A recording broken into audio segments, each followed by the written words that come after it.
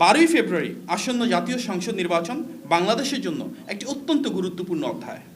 আমরা বিশ্বাস করি ইতিবাচকভাবে একটি সুন্দর, সুষ্ঠু এবং গ্রহণযোগ্য নির্বাচনী প্রচারণায় গুরুত্ব দিয়ে প্রতিটি রাজনৈতিক দল সর্বোচ্চ সহনশীলতা ও সহাবস্থান নিশ্চিত করবে।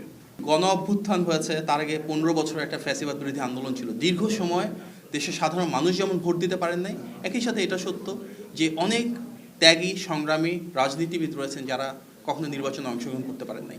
এত দীর্ঘ সময় পরে যখন নির্বাচন হচ্ছে, বিএনপির মতো এত বড় একটা রাজনৈতিক দল, এখানে অভ্যন্তরীণ প্রতিযোগিতা থাকবে, কিন্তু প্রত্যেকটা আসনে তো একজনের বেশি মনোনয়ন দেওয়া সম্ভব হয় না।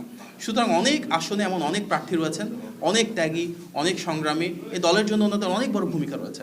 হয়তো কারো কারো ভিতর সেই অনুভূতি রয়েছে যে নমিনেশনটা তিনি পেতে পারতেন, হয়তো নমিনেশন উইথড্রয়ালের সময় চলে গিয়েছে। এখন আমাদের নির্বাচন পরিচালনা কমিটি থেকে ওনাদের সাথে আলাপ আলোচনা করা হবে, বিএনপির শীর্ষ নেতৃত্ব থেকে আলাপ আলোচনা করা হবে।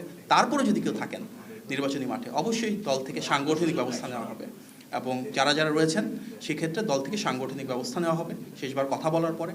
এবং আমরা তো অবশ্যই চাবো পুরো দল এবং দলের প্রতিটা অঙ্গ এবং সহযোগী সংগঠন যেন এক হয়ে যারা ধানের শীষের কাণ্ডারি ওনাদেরকে বিজয়ী করবার জন্য সর্বশক্তি দিয়ে সর্বোচ্চ আন্তরিকতা নিয়ে কাজ করবেন। যারা সেটি করবেন না তাদের জন্য তো অবশ্যই সাংগঠনিক ব্যবস্থা দল থেকে নেওয়া হবে।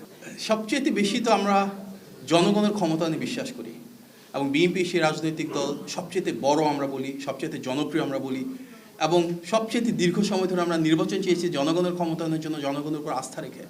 সুতরাং আমরা তো মনে করি নির্বাচনী মাঠ অবশ্যই আমাদের অনুকূলে রয়েছে। দেখুন, আমাদের সংসদ সদস্য প্রার্থী যারা রয়েছেন ওনারা যখন ঢাকায় এসেছিলেন নির্বাচনে, আমরা কিন্তু সবাইকে বলেছি যে নির্বাচনী প্রচারণায় আমরা হ্যাঁ ভোটের পক্ষে অবস্থান দিব।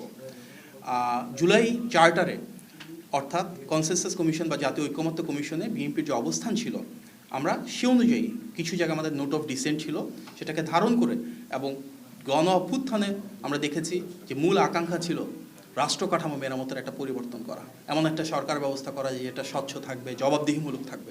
সবার আগে এই কাজগুলো তো বিএনপি করেছে। যে 31 দফা রয়েছে, 31 দফায় কিন্তু সংস্কারের সবচেয়ে মৌলিক ভিত্তিগুলোকে ধারণ করে।